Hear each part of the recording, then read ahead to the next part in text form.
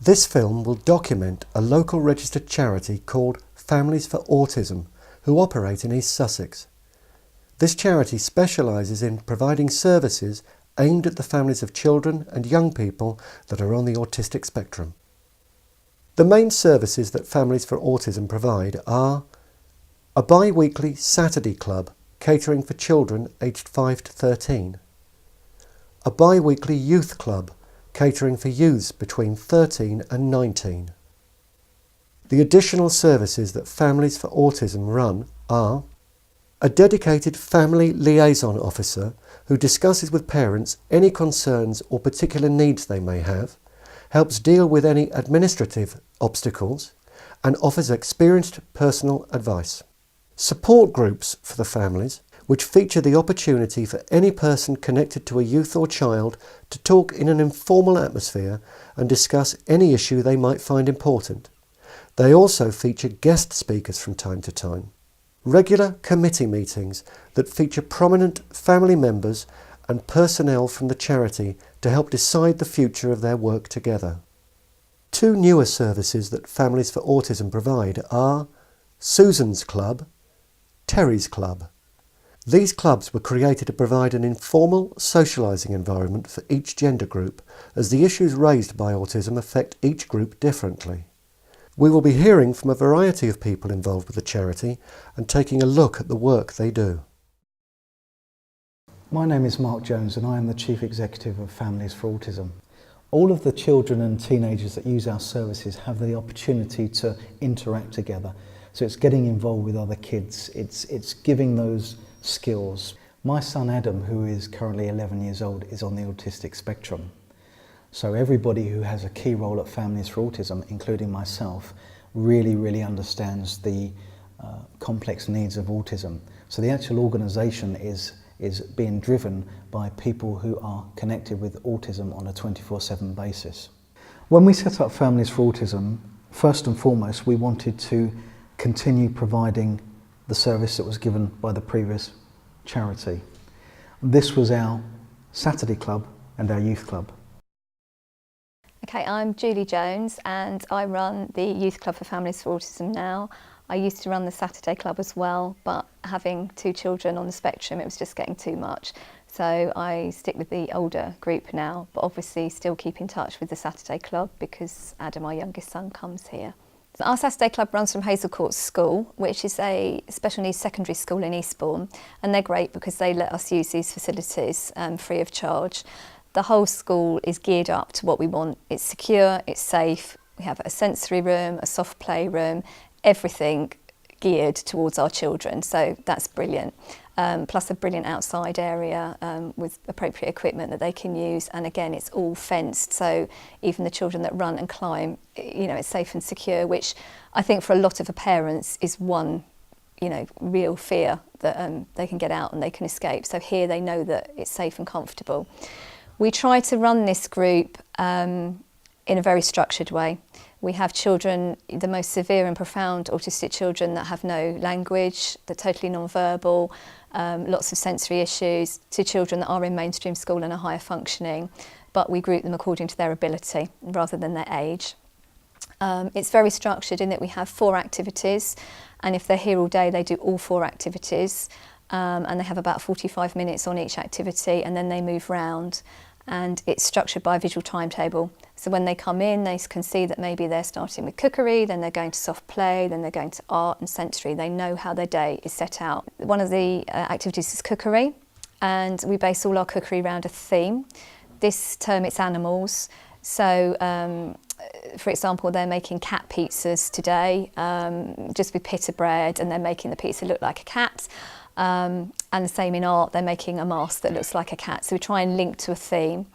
And then soft play and multisensory are much more free and easy. Soft play is just like a big ball pool with loads of play equipment, and they jump around and get rid of a load of energy.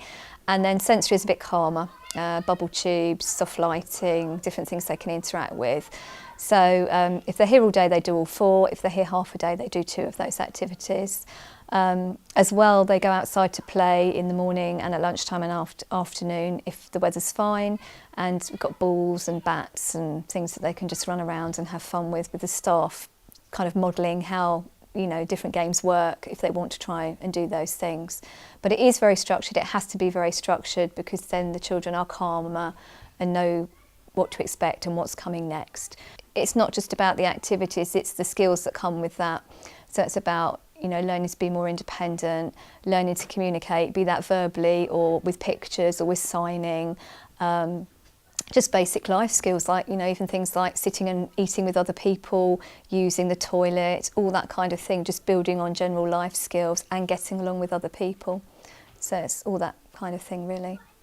If we start with the children, I think a lot of the children find it difficult to try and socialise in mixed groups, even if they are other special needs mixed groups, because of the nature of autism, and one of the key difficulties is socialising. To even do it in a special group is hard for them. And I don't know what it is, I don't know whether it's innate or just they somehow seem to realise that the kids are the same. There's something there that and the ones that are more high functioning will say, I like coming here because everyone's the same as me.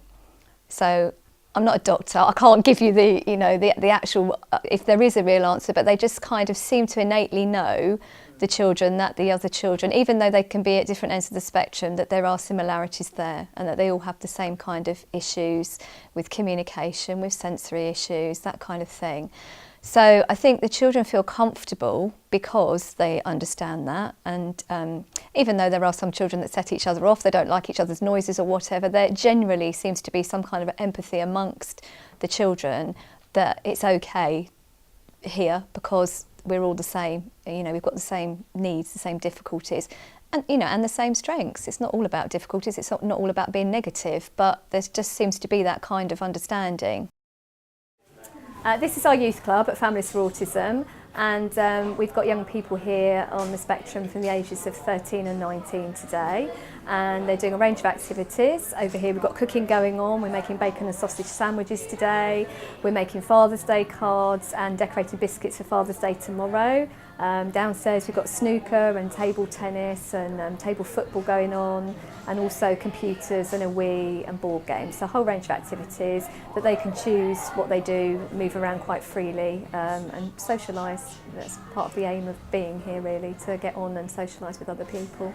The young people here are mainly higher functioning autism or Asperger's, so although they still have anxiety levels and still need preparation to a certain extent, it's of a lesser degree than the children last week.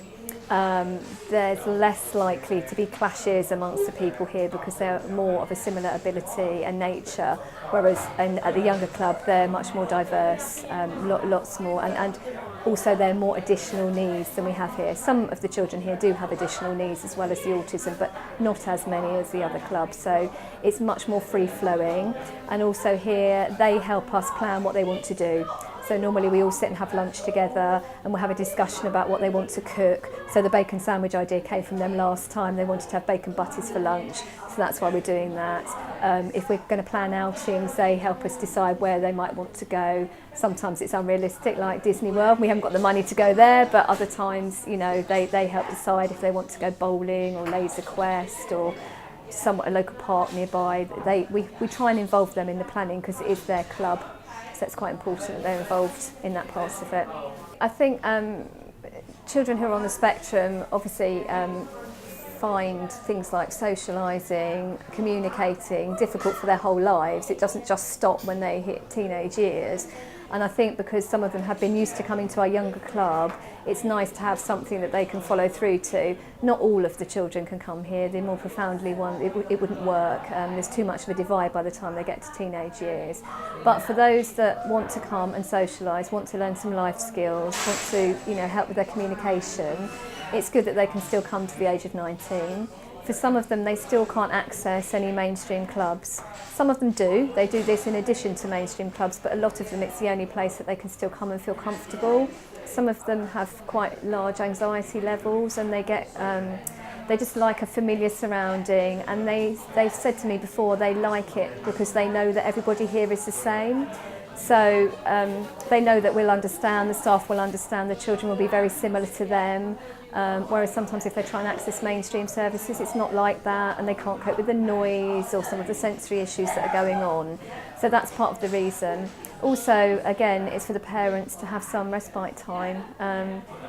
It doesn't really get easier as they get older. It changes, things always change, but there's always challenges. And again, for some of the parents, it's the only respite time they get, and they're happy to leave the children here because they know that they're in an understanding environment and a place where they'll be happy. So I think that's why it's important to carry it on, as the children get older.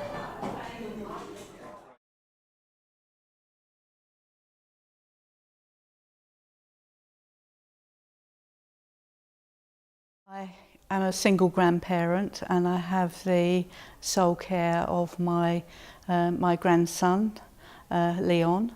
The support from other parents and grandparents within the organisation has been second to none. You've got to live with an autistic child to really understand exactly what is involved in it. And I think any respite that I can get helps me to recharge my batteries, and so that when my grandson is at home, he gets my full attention. I think sharing experiences with other carers and other parents in similar positions, that is more helpful than I think any other kind of support that I get. They help me to come to terms with my son's diagnosis. They've been very supportive with my personal family difficulties. And at present day, they help me obviously with bringing him to clubs once a fortnight. That is my only respite when my son comes here. Other than that, it's just me and my son now. So my only respite is when he comes here. And I also have, so when I can get out, I use sitters that are trained from Families for Autism as well, which is fantastic. Otherwise, I wouldn't be able to go out at all. And I've met I don't know how many friends from here. My son absolutely loves it here. Yeah, sure. Lucy is my niece, and Lucy's been coming to Saturday Club now for, 4 or 5 years or more. And what's really good about Saturday Club and about Families for Autism is that you get a good mix of people who come together with similar types of issues with their children.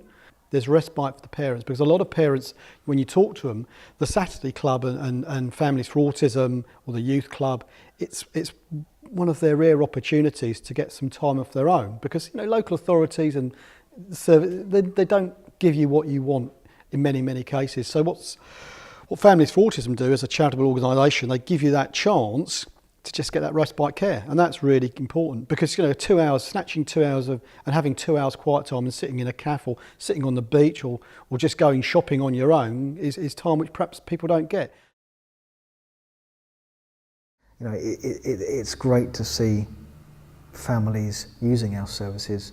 Just off the top of the head, we are supporting around 35 families in East Sussex, which is fantastic, because when we started back in August 2010, we were probably working with just 12 families.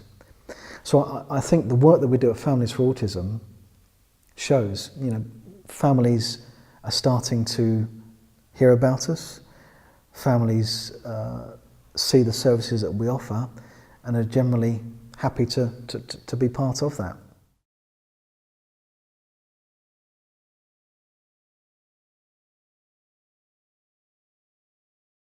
If you are affected by any of the issues in this programme, please get in contact.